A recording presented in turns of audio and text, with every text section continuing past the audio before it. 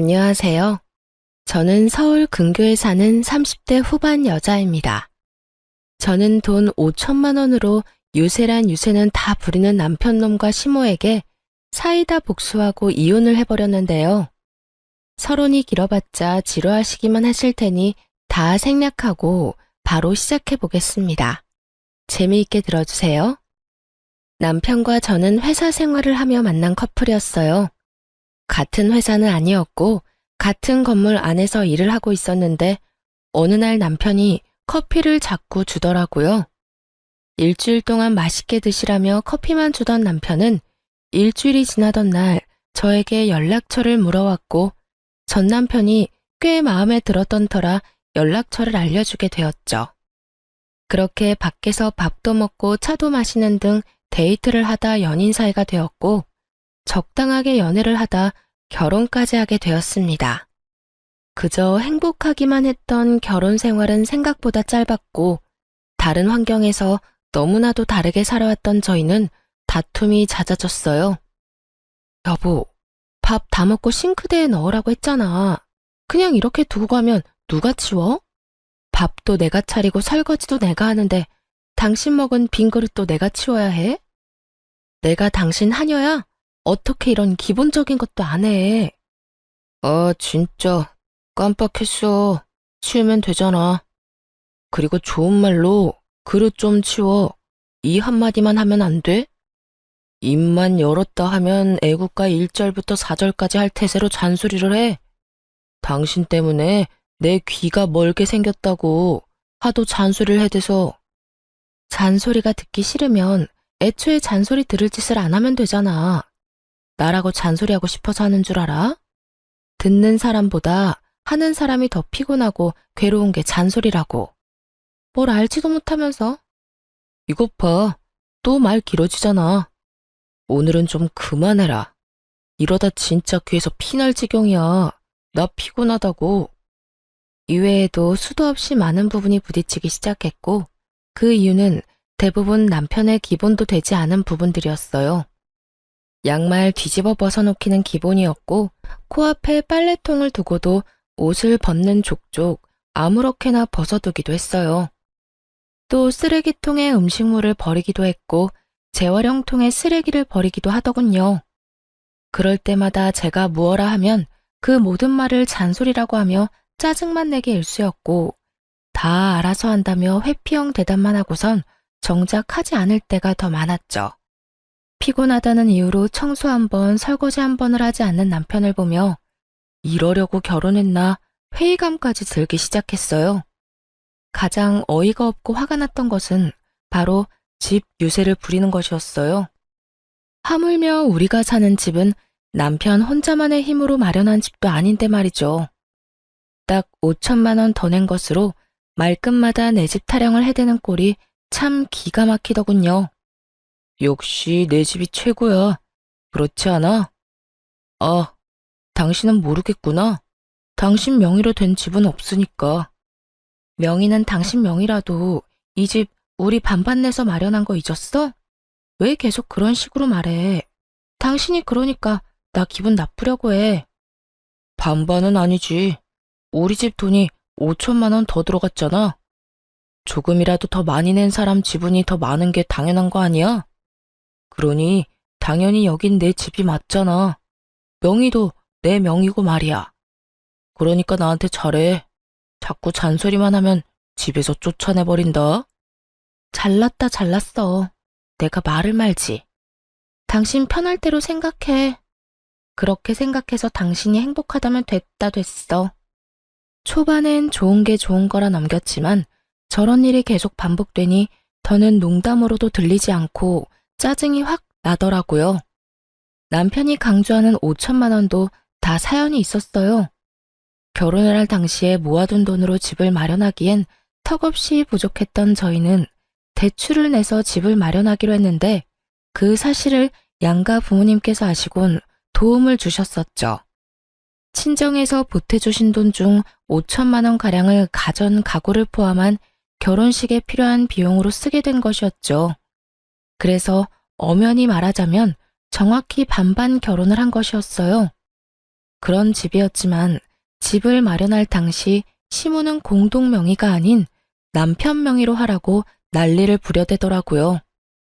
아들, 명의는 당연히 네 명의로 하는 거지.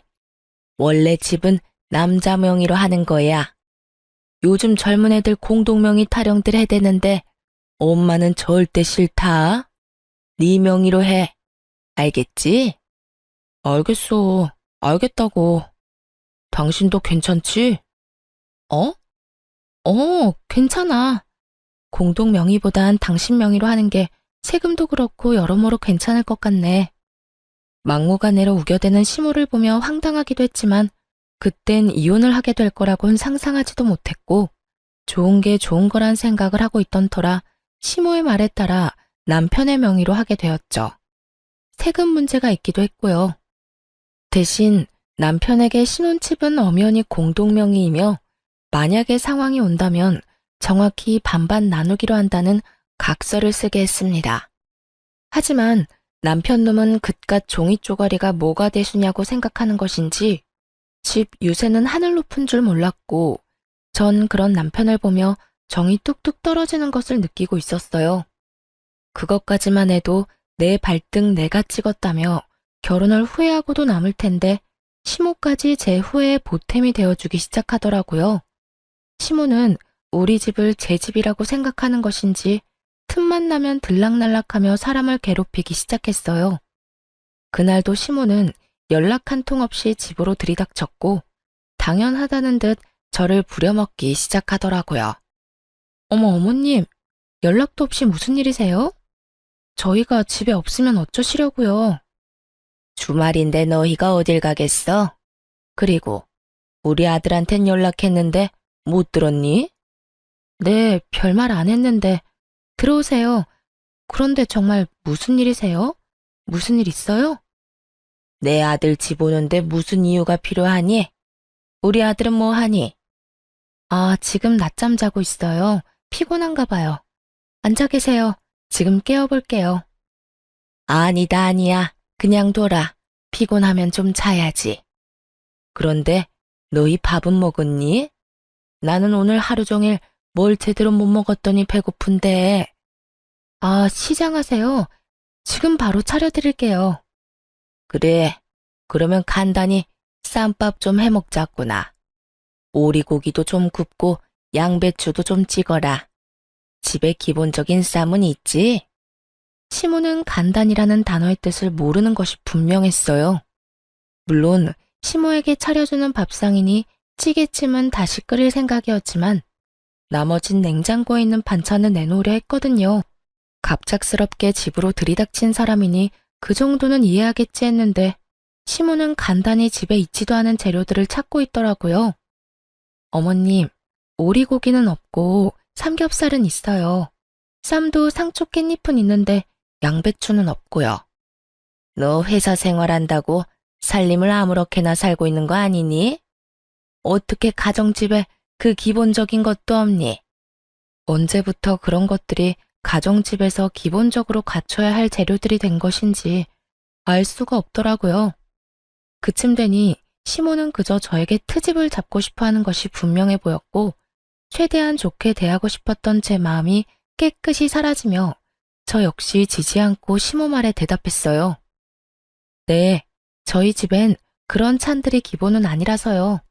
그리고 어머님도 아시다시피 냉장고에 이것저것 쌓아두면 뭐 하나요? 신선도만 떨어지고 아차 하는 순간 상해서 버리기밖에 더 하겠어요? 일단 오늘은 그냥 드시고 다음에 연락하시고 오시면 오리고기 준비해 드릴게요. 아, 양배추도요. 그래, 너 잘났다. 잘난 며느리 잘 둬서 밥 한 끼 얻어먹는 게 이리도 눈치가 보이는구나. 그리고 너 아까부터 연락 타령을 해대는데 이 집 엄연히 내 집이기도 하지 않니? 이 집에 들어간 내 돈이 얼만데 아까부터 연락 타령인 거야. 넌 네 집에 갈 때 연락하고 가니? 남편이 누굴 닮아 그 모양인가 싶었더니 시모가 남편과 똑같은 말을 하더라고요. 저는 이번에야말로 확실히 집어줘야겠다는 생각을 했고 시모를 똑바로 바라보며 이렇게 말했어요. 어머님, 이 집이 왜 어머님 집이에요? 엄연히 저희 부부 집이죠. 어머님 돈만 들어간 거 아니고 저희 부모님 돈도 그 못지않게 들어갔어요. 어머님 말씀대로라면 저희 부모님도 이 집에 막 오셔도 되겠네요? 제 말에 시모는 펄쩍 뛰며 이렇게 말하더라고요. 그건 아니지. 이 집 살 때 우리가 5천 더 보탠 거 잊었어? 그러니까 이 집에 대한 권리는 우리한테 더 있다고. 거기에다 이 집 명의도 내 아들 명의인 거 잊었어? 그런 내 집, 내 아들 집에 네 부모들이 왜 와? 내 아들 불편하게. 절대 난 그 꼴은 못 본다. 그 빌어먹을 5천만 원. 할 수만 있다면 시모의 입에다 던져주고 싶은 심정이었어요. 도대체 어느 나라 계산법에 따라 계산을 하면 저딴 결론이 나올 수가 있는 것인지 궁금해지더라고요. 전 다시 한번 정확히 반반 결혼임을 시모에게 말해주었습니다. 그 5천만 원 덜 들어가게 된 것도 이 집에 들인 가전 가구, 저희 결혼에 쓰인 여러 가지에 쓴다고 그렇게 된 거예요. 남편도 동의했고 그중 남편이 쓴 돈도 많고요. 그러니까 엄연히 이 집은 반반 보태서 마련했다고 볼 수 있죠. 그러니 저도 이 집에서 편해야 하지 않겠어요? 남편이 저희 부모님 오면 불편한 만큼 저 역시 어머님이 이런 식으로 오셔서 어머님 집인 양 들쑤시고 다니면 불편하고 힘들어요. 그러니까 연락하시고 오세요. 서로 좀 편하게 살자고요. 시모는 제 말에 얼굴을 붉히기 시작하더니 대바라진 X라는 말을 하고선 집으로 돌아가 버리더군요. 이런 일이 있고 난 후 시모는 저의 말에 잘 따라주더라고요. 너무 잘 말이죠. 시모는 집으로 오고 싶을 때마다 연락을 했고 그 연락의 빈도는 일주일에 5번 정도가 되었죠.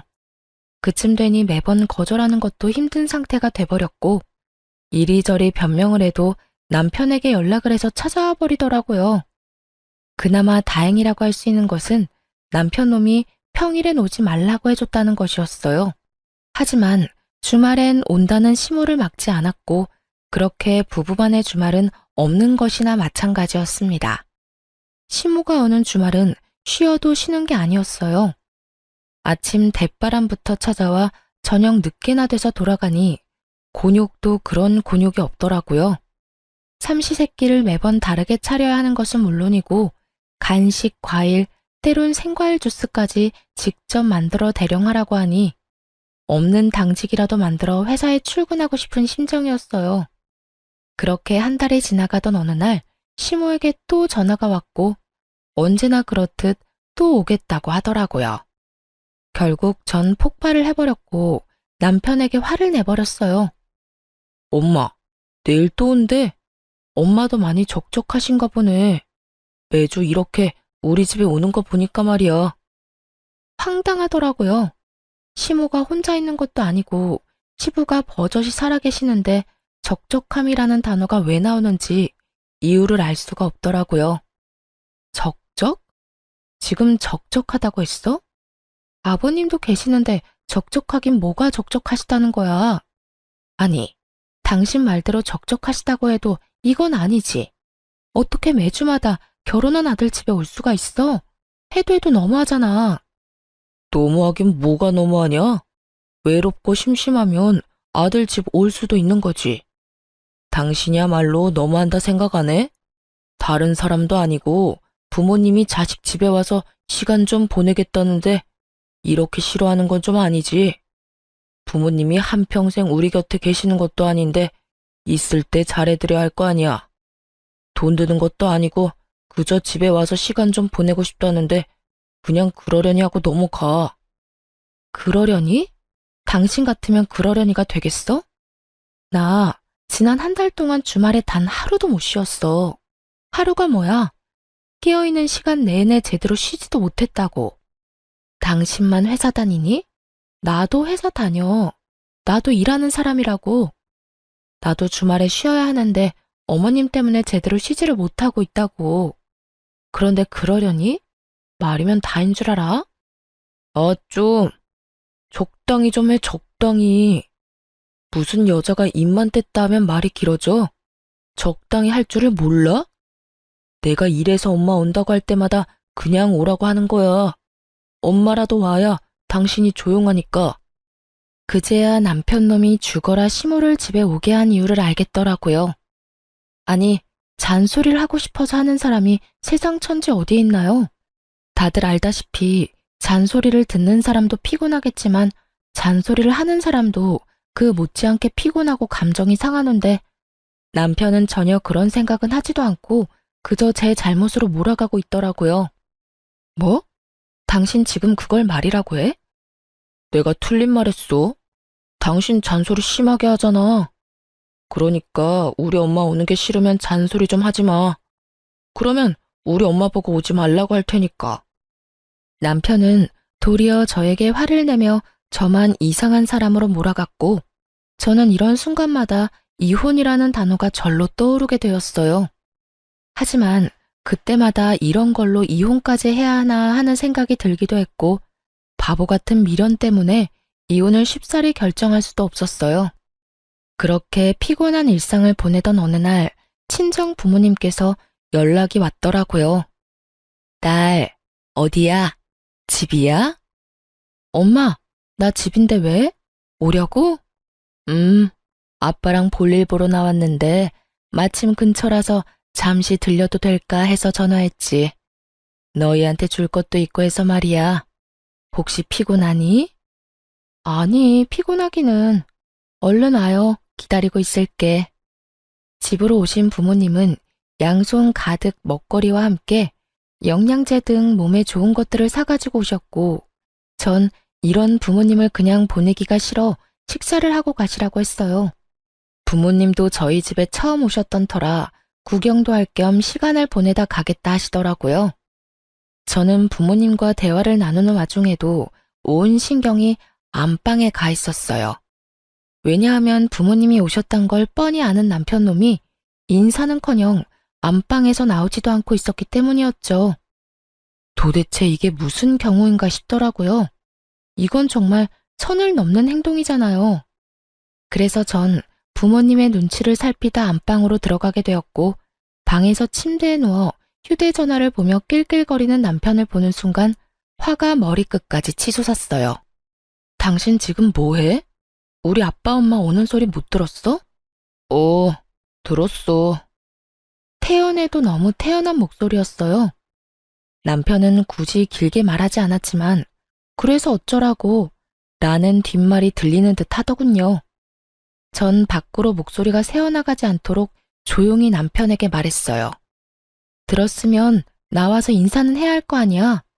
그 정도는 예의 아니야? 이젠 내가 인사하는 것까지 알려줘야 해? 나 피곤하단 말이야. 그냥 나 잔다고 그래.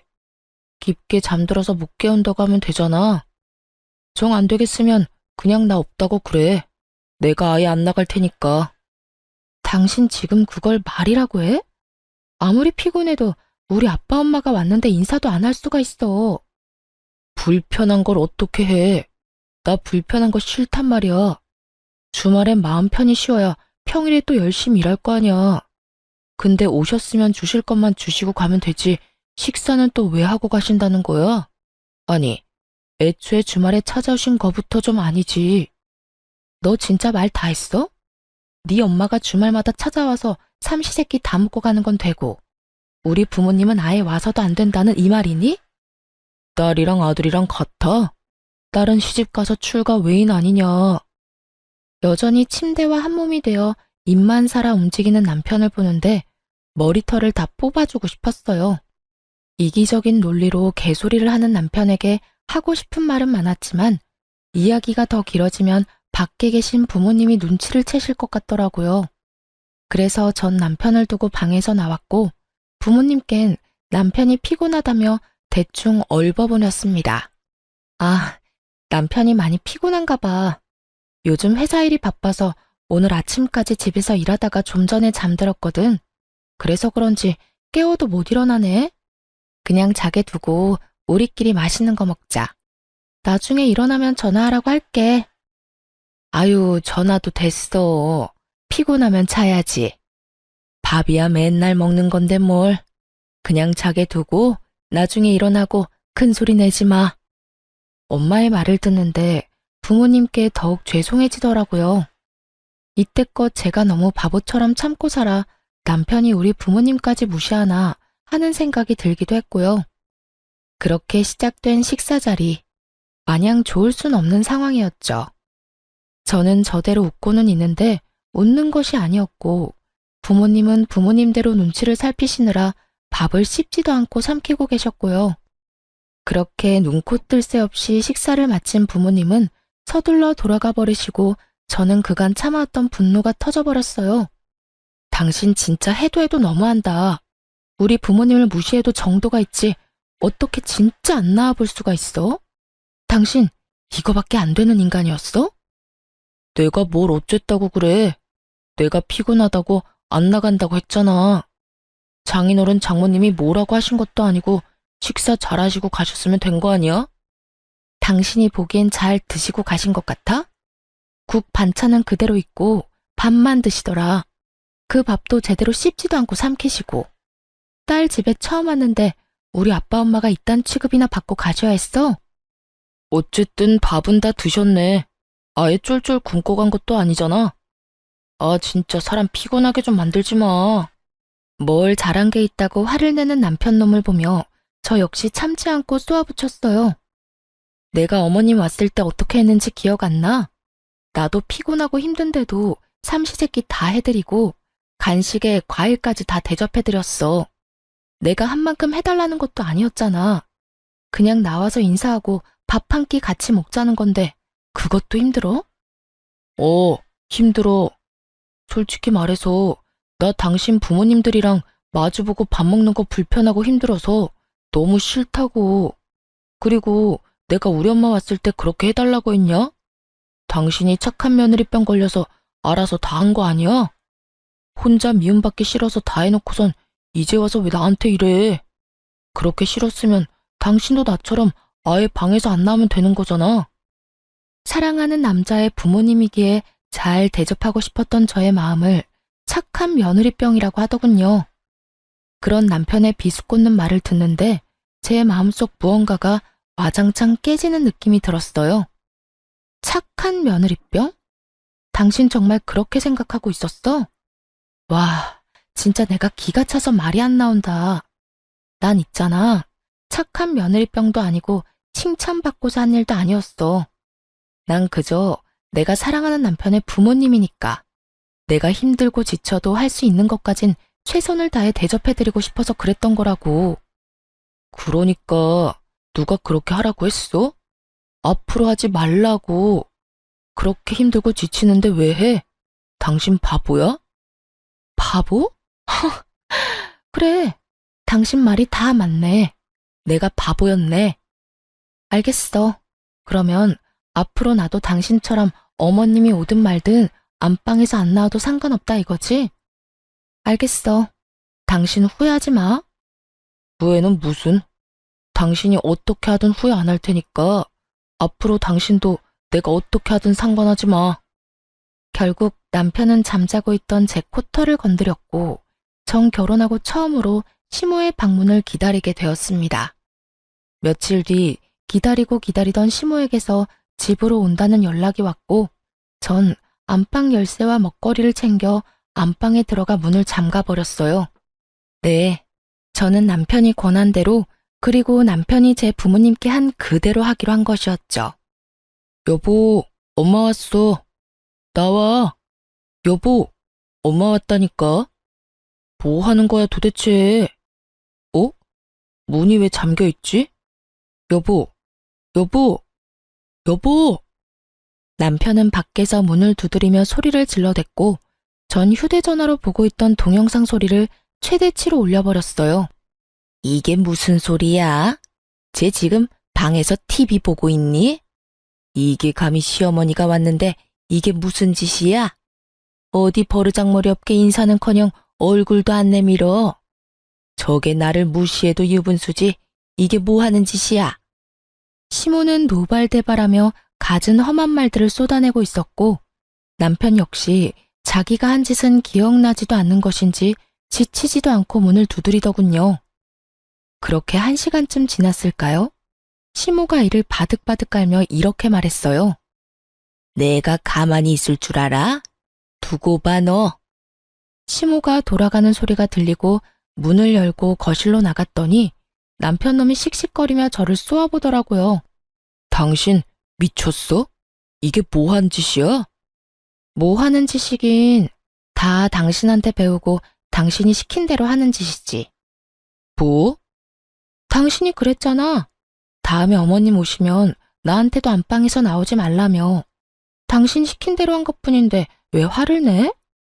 그 말을 곧이곧대로 믿는 사람이 어디 있어? 그냥 한 말이잖아. 그냥 당신 잔소리 듣기 싫어서 아무렇게나 나오는 대로 한 아무 의미 없는 말. 당신한텐 아무 의미 없는 말일지 몰라도 나한테는 아니었어. 그러게 말을 할 땐 생각을 좀 하고 말을 하지 그랬어. 아, 그리고 어머님껜 당신이 잘 말해줘.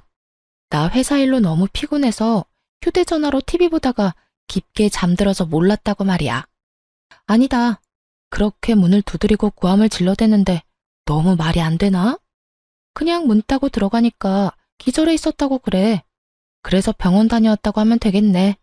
하여튼 좀 부탁할게. 남편은 자기가 한 짓이 그제야 생각나는지 아무 말도 하지 못하고 그저 저를 계속해서 쏘아보더라고요. 그렇게 쏘아보기만 하던 남편놈은 그나마 생각이란 건 있었는지 시모에게 연락을 해 제가 시킨 대로 알고 보니 제가 잠시 혼절해 병원에 다녀왔다고 거짓말을 했고 시모는 믿는 듯 넘어가더군요. 아무래도 아들이 그렇게 말을 하니 의심쩍긴 하지만 믿고 넘어가는 듯 했어요. 믿지 않았다면 진작 연락이 와 노발대발 화를 냈을 텐데 따로 연락이 오지 않을 뿐더러 찾아오지도 않았으니까요. 그렇게 남편과의 신경전이 계속되며 이혼이 가까워지던 어느 날, 한동안 잠잠했던 시모에게서 연락이 왔더라고요. 예, 회사니? 네, 회사예요. 바쁠 테니 본론만 말아마. 집 비밀번호 뭐니? 네? 비밀번호요? 그건 왜요? 왜긴 왜야. 집에 들어가려고 그러지. 그러니까 주인도 없는 집에 왜 들어가시려고 하냐고요. 다름이 아니라 우리 장남이 이혼을 했다지 뭐냐.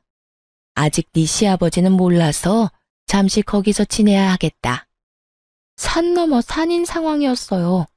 힘들게 시모를 못 오게 했더니 이젠 아예 시숙이 와서 살겠다고 하니 산 넘어 산이 아니겠어요? 가족끼리 어려우면 도울 수도 있다고들 하시는데 저 역시 그렇게 생각합니다. 그런데 저딴 시댁 식구를 가족이라고 할 수 있는 것인지 의문인 상황에서 시숙까지 데리고 살아야 한다는 건 말도 안 되는 소리일 뿐더러 절대 용납해서도 안 될 일이었죠. 아무리 상황이 그렇다고 해도 그건 아니죠. 제가 왜 아주버님까지 데리고 살아야 해요? 그것도 저희 집에서요. 얘가 아직도 이러네. 그 집은 네 집이 아니라 내 집, 우리 아들 집이라니까. 그러니까 내 아들이 거기서 지내는 건 어찌 보면 당연한 일 아니니? 그러니까 계속 같은 말 시키지 말고 얼른 비밀번호부터 말하거라. 어머님이야말로 말도 안 되는 소리 좀 그만하세요. 어찌되었든 전 비밀번호는 절대 못 알려드리니 그런 줄 아시라고요. 됐다. 내 아들한테 물으면 그만이지. 끊어라. 내가 너하고 무슨 대화를 하겠다고 너한테 전화를 했는지. 괜한 시간 낭비만 하고 기분만 상했어. 시모는 전화를 끊어버렸고 불안한 마음에 남편에게 전화를 해보니 다행히도 전화를 받더라고요. 여보, 어머님 연락해와서 우리 집 비밀번호 알려달라고 하면 절대 알려주면 안 돼? 갑자기 이게 무슨 소리야? 우리 엄마가 비밀번호를 알려달라고 한다고? 왜? 아주버님 이혼하셨는데 아직 아버님이 몰라서 한동안 우리 집에서 지낸다잖아. 이게 말이나 돼? 하여튼 당신 비밀번호 절대로 알려주지 마. 알려주기만 해봐. 나 진짜 가만히 안 있어. 틀린 말도 아닌데 왜 이렇게까지 매정하게 굴어. 형이 오갈 데가 없으면 우리 집에서 지내는 게 당연한 거 아니야? 설마 했더니 남편 역시 시모와 별반 다르지 않은 말을 뱉어내고 있더라고요. 오갈 데가 없는 시숙이 왜 우리 집에 살아야 하냐고 따져봤자 돌아올 대답은 뻔했기에 전 그저 제 뜻을 확실하게 전해주기로 했습니다. 뭐? 당신 진짜 미쳤어? 그 집이 당신 혼자 사는 집이야? 그 집, 우리 부부 집이야. 그런 집에 왜 아주버님이 사냐고. 난 싫어.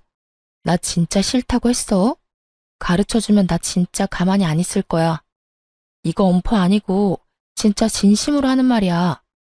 내가 비밀번호 알려주면 이혼이라도 하겠다는 말처럼 들린다. 이혼? 왜? 못할 것 같아? 난 그 생각도 충분히 하고 있거든. 그러니까 절대 알려주지 마. 그러든가 말든가 알아서 해. 난 알려줄 테니까.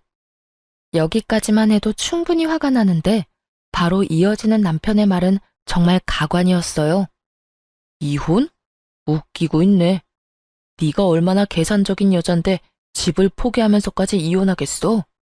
집, 내 명의인 건 알고 있지? 이혼도 네 입에서 나와서 난 위자료 줄 필요도 없고 집 명의도 내 명의라서 이혼하면 넌 한 푼도 못 받아. 그런데도 할 수 있을 거라 생각해? 정말 남편은 저에 대해서 뭘 몰라도 한참 모른다는 생각이 들더라고요. 그 순간 전 비로소 이혼을 결심하게 되었고 마음 준비를 끝내고 집으로 갔습니다. 집에는 예상대로 남편 시숙 시모가 웃으며 TV를 보고 있었고 저를 본 시모는 숨쉬듯 자연스럽게 밥을 하라고 하더군요. 저는 무건수행을 하듯 아무 말도 하지 않은 채 밥을 차렸고 그런 저를 보며 시모는 제가 들으라는 양 큰 소리로 이렇게 말을 하더라고요. 진작 저렇게 고분고분하게 굴었으면 얼마나 좋았을 거야. 구박은 구박대로 받고 일은 일대로 하고 다 자기가 이 사태를 만든 거지 뭐. 하여튼 저리 현명하지 못하니 저 고생을 하는 거 아니겠어? 저래서 회사는 어떻게 다니나 몰라. 시모의 말에 시숙과 남편은 깔깔거리며 웃어댔지만 전 그러거나 말거나 상을 차렸어요. 밥상이 다 차려진 것을 본 세 사람은 누가 먼저라고 할 것도 없이 자리에 앉았고 제가 만든 국과 밥을 먹은 세 사람은 동시에 고함을 질러대기 시작했어요. 이게 무슨 맛이야? 당신 요리하면서 간 안 봤어? 맵고 짜고 이게 다 뭐야? 도저히 먹을 수가 없잖아. 그러게요, 재수씨. 이건 도저히 못 먹겠는데요. 이건 음식이 아니라 테러에 가까워요. 넌 진짜 제대로 하는 게 뭐니? 내 아들한테 이때까지 이딴 음식 해 먹인 거니? 마음보가 고약하면 음식이라도 잘해야지. 뭐 하나 내세울 것도 없으면서 대체 뭘 믿고 시집을 온 건지. 내가 요즘 너만 보면 한숨이 나온다. 그래요. 저는 그들을 위한 마지막 만찬으로 소태밥, 청양고추국, 간장을 들이부은 반찬을 만들어 상을 차렸던 것이었어요. 제발 이거라도 먹고 정신 차리란 뜻이었죠. 세 사람은 저에게 짜증을 내고 있었고 전 숟가락을 신경질적으로 내려놓으며 이렇게 말했습니다. 저라고 뭐 다르겠어요? 어머님은 한숨만 나오겠지만 저는 어머님 보면 화병이 날 것 같다고요. 그리고 이 음식들이 마음에 안 들어도 다 드세요. 마지막 만찬이라 특별히 신경 쓴 거라고요. 마지막 만찬이라니 너 그게 무슨 말이냐? 뭐 무슨 이혼이라도 하겠다는 말이야? 네, 저 이혼하려고요. 그러니 이혼한 두 아들 끌어안고 잘 사세요. 행복하게 잘. 자극적인 음식에 물만 벌컥벌컥 마셔대던 남편놈은 제 입에서 이혼 소리가 나오자 물잔을 내려놓고선 저에게 따져묻기 시작했어요. 당신 진짜 왜 그래? 아까 내 말 다 듣고도 이혼하겠다는 말이 나와? 당신 나하고 이혼하면 땡전 한 푼 없이 쫓겨나는 거랑 마찬가지라고. 그래도 나랑 이혼하겠다는 말이 나와? 그건 네 생각이고 설사 한 푼 못 받는다 해도 난 너랑 이혼할 거야. 더는 너 같은 인간이랑 살고 싶지도 않아. 뭐? 너 같은 인간? 당신 진짜 말 가려가면서 못해? 여기 우리 엄마도 계신 거 몰라? 그렇게 어른 공경할 줄 아는 놈이 우리 부모님 왔을 땐 그따위로 행동했어? 말 가릴 줄 아는 놈이 나한테는 그따위로 말했냐고. 다 네가 하는 대로 돌려받는 줄 알아. 남편은 지은 죄가 있으니 입을 닫아버렸고 시모는 남편이 저에게 밀린다 싶으니 나서기 시작했어요. 아들, 됐다. 그냥 이참에 이혼해버려. 들었지? 당신 엄마도 이혼하라고 하잖아. 그러니까 구질구질하게 굴지 말고 이혼 좀 하자. 너 지금 구질구질이라고 했니? 아무리 본데 없이 컸다 해도 그렇지 어른 앞에 두고 어떻게 그딴 말을 짓거릴 수 있는 거야? 제가 본데 없이 컸으면 어머님은 아들을 얼마나 엉망으로 키웠길래 둘 다 저 모양 저 꼴이에요? 남의 집 귀한 자식 욕하기 전에 어머님 자식 교육이나 똑바로 시키세요. 이혼할 마당에 겁날 것이 없었던 저는 하고 싶은 말을 그냥 다 해버렸고 시모는 이런 저를 보며 화를 내려나 싶더니 이내 입을 다물곤 남편에게 이렇게 말하더군요. 얘 말하는 거 다 들었지 아들? 그냥 이혼해버려. 그렇지 않아도 저딴 며느리 갈아치우고 싶었는데 잘 됐어. 집도 네 명이겠다. 너한텐 이혼이 여러모로 이득이니 그냥 해버리고 좋은 여자 찾아서 재혼이나 하거라. 집 있겠다, 능력 있겠다. 우리 아들 처녀한테 장가 갈 수 있을 것이야. 시모의 말에 남편 역시 그렇게 하는 게 좋겠다며 저에게 이혼을 하자고 했고 시숙은 동생이 이혼을 하든 말든 그저 쭉 살 곳이 생겼다며 기뻐하더라고요. 그래, 하자. 누가 이혼하자면 못할 줄 알아?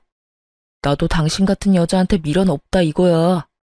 불쌍해서 데리고 살아줬더니 고마운 줄도 모르고 당장 이혼해, 당장. 그러면 나 이 집에서 쭉 살아도 되는 거야, 엄마? 아싸, 그렇지 않아도 어디 가서 살아야 하나 걱정이었는데. 그래, 우리 장남. 앞으로 그냥 여기서 살면 돼. 여기 네 동생 명의로 된 네 동생 집이야. 이혼해도 명의가 네 동생 거라 아무 상관없어. 그러니까 여기서 새 출발해. 이렇듯 파렴치하게도 기뻐하는 새 인간에게 그들에겐 잔인하지만 저에게는 즐거운 진실을 알려주고 싶었지만 우선 즐기게 두기로 했습니다. 일단 그들은 세 사람인 반면에 저는 혼자이기도 했고 희망과 꿈이 클수록 절망도 클 것이라 생각했기 때문이죠. 저는 짐을 싸 친정으로 갔고 친정에서 이혼을 진행하게 되었어요. 빨리 이혼하고 싶어 이혼 노래를 부르던 남편놈과 시댁 것들은 이혼이 진행되면 될수록 얼굴이 사색이 되어가더군요. 그 이유는 자신들의 뜻대로 되는 것이 단 하나도 없었기 때문이었어요. 저는 남편이 각서를 쓴 다음날 바로 공증을 받았을 뿐만 아니라 만일을 대비해 녹음까지 해놨었죠.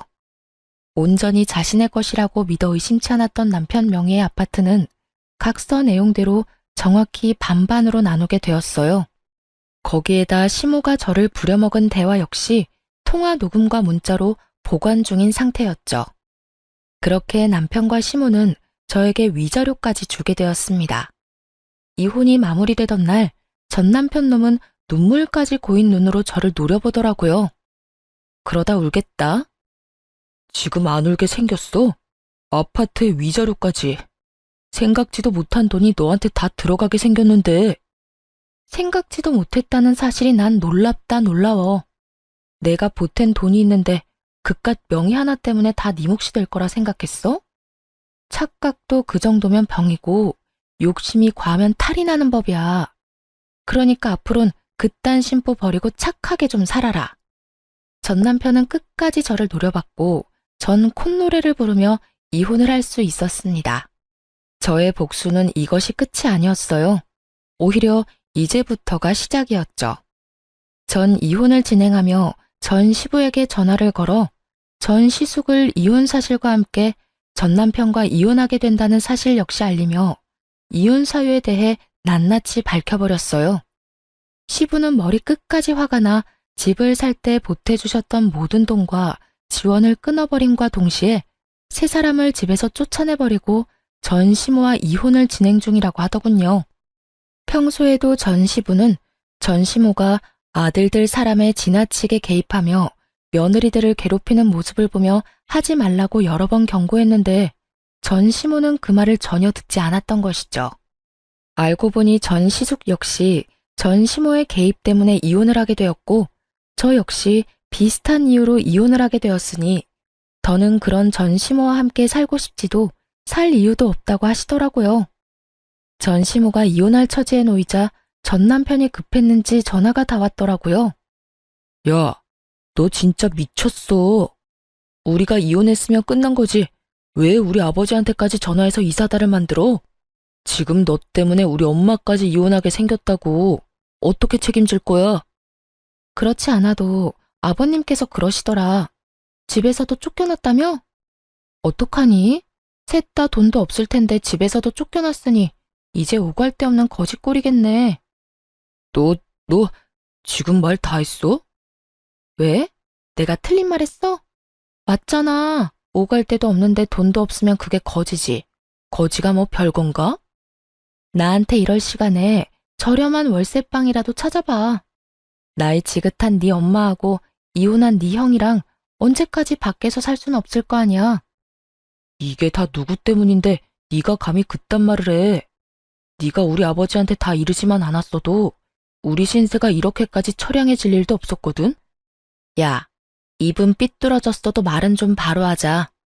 일이 이렇게 된 건 너랑 네 엄마 때문이야. 네 형도 한몫하기도 했고. 잘못은 너랑 네 가족이 다 해놓고 왜 애먼 사람 잡고 난리야? 하긴 지금까지 이 모양 이 꼴이니 아버님이 자식까지 다 내쫓아버렸겠지. 안 봐도 뻔하다. 야, 난 더는 너 같은 인간이랑 말씨름하고 싶지도 않거든? 그러니까 전화 끊어.